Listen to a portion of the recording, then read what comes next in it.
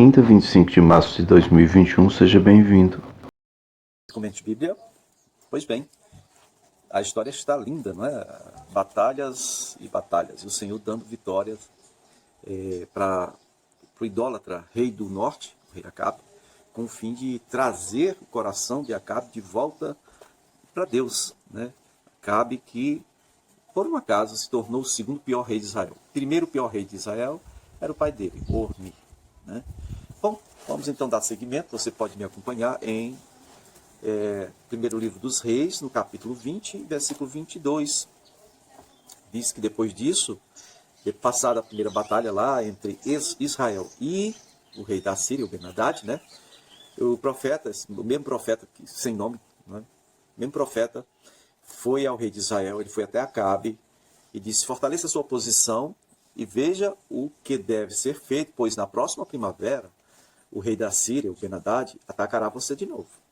Primavera, meus amigos, é por volta do mês de abril, maio, tá? Aqui no Brasil o pessoal diz, é primavera, tempo de flores, de amores. Não. Na Bíblia é cenário de guerra, é tempo de guerra, tá? É porque o Davi pecou, caiu, é porque ele não saiu para a guerra, mas era tempo de guerra. É um tempo em que, se eles não aproveitarem esse tempo para sair para a guerra, se eles saírem em outro momento, os soldados morrem por causa das intempéries da natureza, né?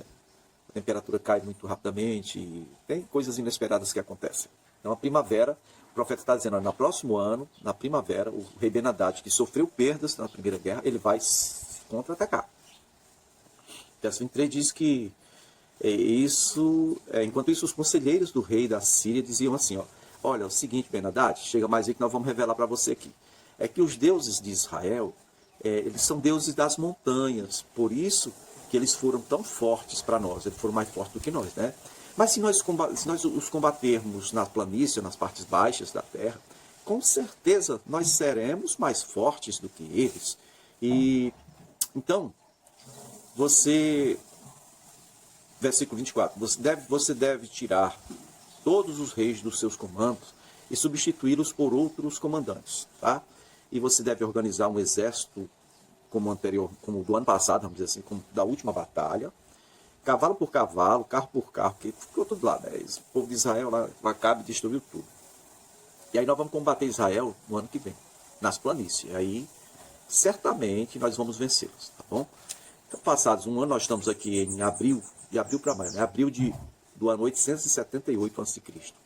Chegou a primavera e Ben-Hadad convocou os arameus e marchou até Afec. Olha, Afec, né? Ele foi até lá para lutar contra Israel. E os israelitas foram também convocados por Acabe, rei de Israel, né? E foram convocados e foram para lá. Certo? Receberam as suas provisões e saíram para enfrentar os arameus. Os israelitas acamparam-se no lado oposto ao dos pequenos, aos arameus, né, como dois pequenos rebanhos de cabra, enquanto os arameus cobriam toda aquela planície, todo aquele campo.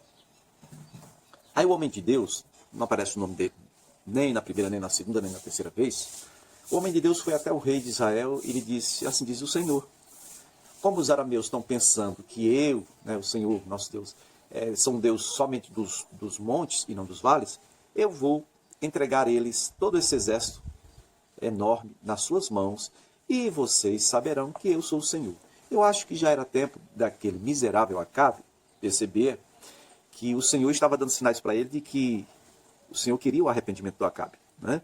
Queria que o Acabe voltasse, mas o Acabe, aqui, até então, ele continua na idolatria. Que é assim, coisa difícil, viu?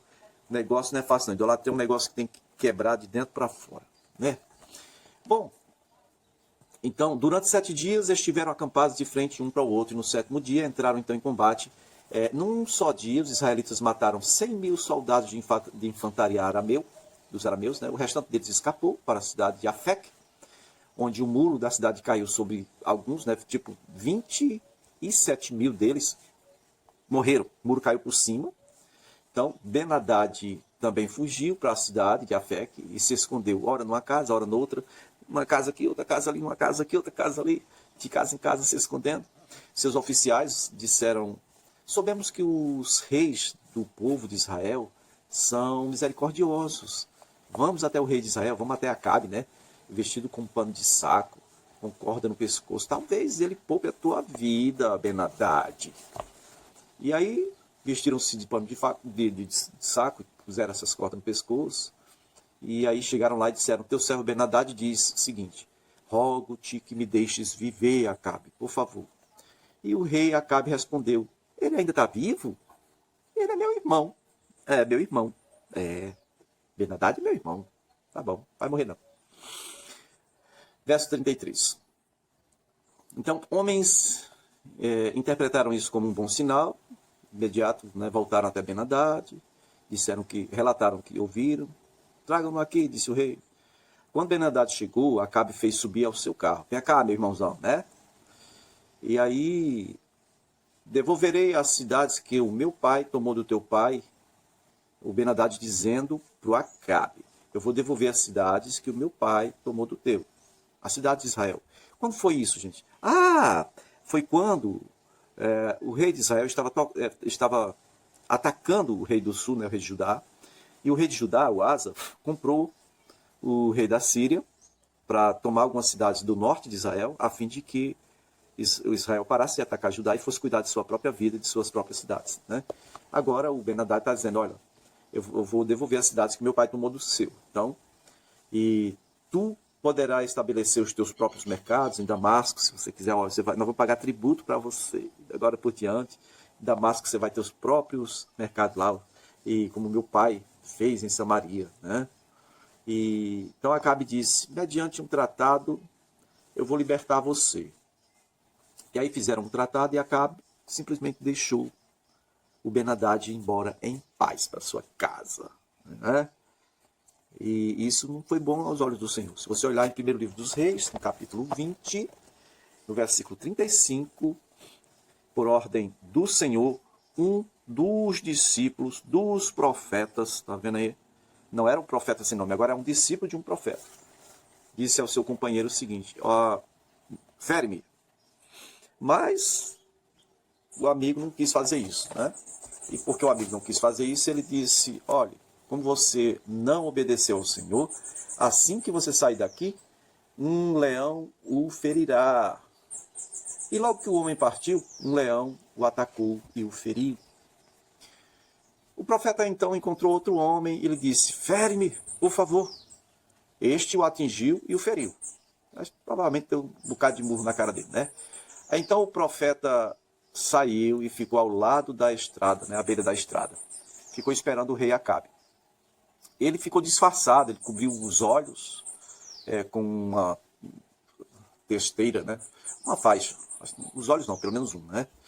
E aí quando o rei ia passando, esse discípulo de profeta, que também é profeta, gritou para ele, eu estava em pleno combate, e aí teu servo entrou, alguém veio a mim, eu estava em combate, alguém veio a mim com um prisioneiro e me disse, vigie este homem, se ele escapar será a sua vida pela vida dele, ou você deverá pagar 35 quilos de prata.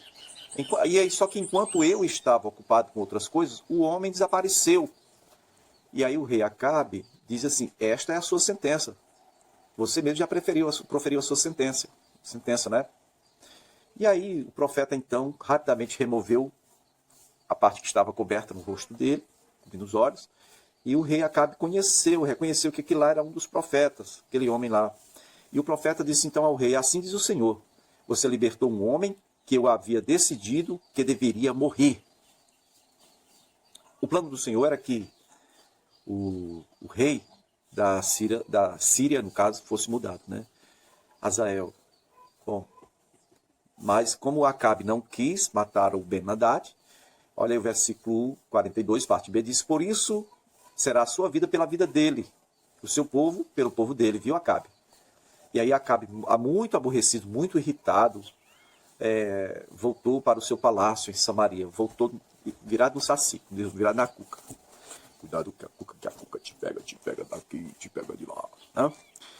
1 Reis capítulo 22, versículo 1, vai dizer que durante 3 anos não houve guerra entre a Síria e Israel, entre Ben-Hadad e Acabe.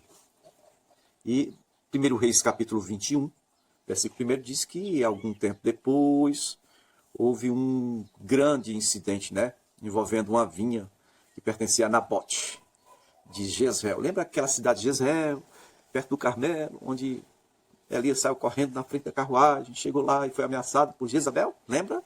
Jezreel? Pois é. Então, a vinha ficava em Jezreel, ao lado do palácio de Acabe. Isso é Samaria, tá?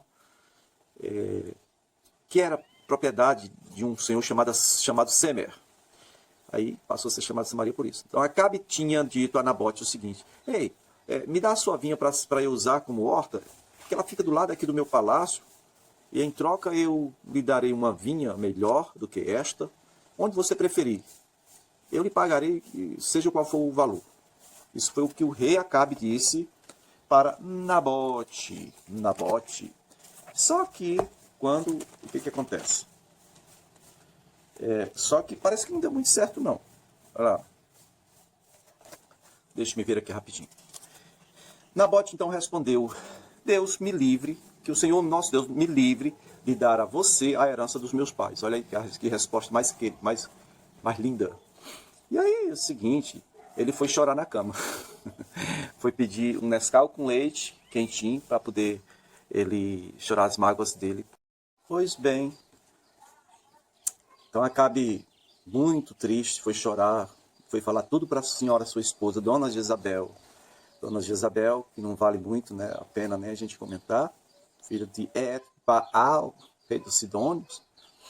Bom, ele se deitou na cama, 1 Reis 21, verso 4b, né? Deitou-se na cama, virou o rosto para a parede e não queria mais comer. O bichinho fez birra. Sua mulher Jezabel entra no quarto e pergunta: o que foi, meu bichinho, hein? Tá aborrecido por quê, meu filho? Não quer comer, não? O que é que meu bichinho não quer comer? Tadinho, tá tão aborrecidozinho. Não precisa chorar, neném, vem cá. Aí o Acabe foi chorar com a Jezabel e disse: não, a culpa é do Nabote, eu queria comprar a vinha dele, ele se recusou. Ele disse: Deus me livre de me dar a minha vinha, herança dos meus pais para você. E aí, o que a Jezabel diz? Versículo 7. Jezabel disse assim: é assim que você age como rei de Israel? Faltou dizer assim: seja homem, né? Você era, seja homem, rapaz.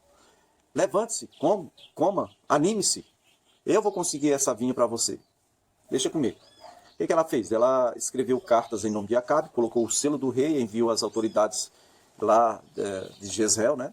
Dizendo o seguinte: olha, vocês vão decretar um jejum aí, e vão, no dia que vocês decretarem o jejum, no meio da assembleia lá, vocês vão mandar 2 homens vadios se assentar perto de Nabote, vão acusar ele, dizer que ele, amaldiçoou Deus e ao rei, e vocês vão levar ele para fora e vão matá-lo a pedrada, vão matar ele a pedrada. E foi isso que as autoridades de Jezreel fizeram. Pronto. Então a Jezabel chegou para cá e disse: aí, meu bem, é assim que a gente faz. Não quer vender a sua vinha? A gente mata. Pronto. Ficou resolvido, né? A gente mata. Ela matou através da mão das autoridades de Jezreel. Versículo 14 diz que Nabote, então, foi apedrejado e morreu, né? E quando Acabe soube disso, então, ele ficou cheio de alegria. Viu que Nabote estava morto, então ele se levantou e foi tomar posse da vinha. Acabou-se o fastio da criança birrenta. Pois é, isso aí. Estamos com mais de 700 inscritos. Me ajude a chegar a 1000.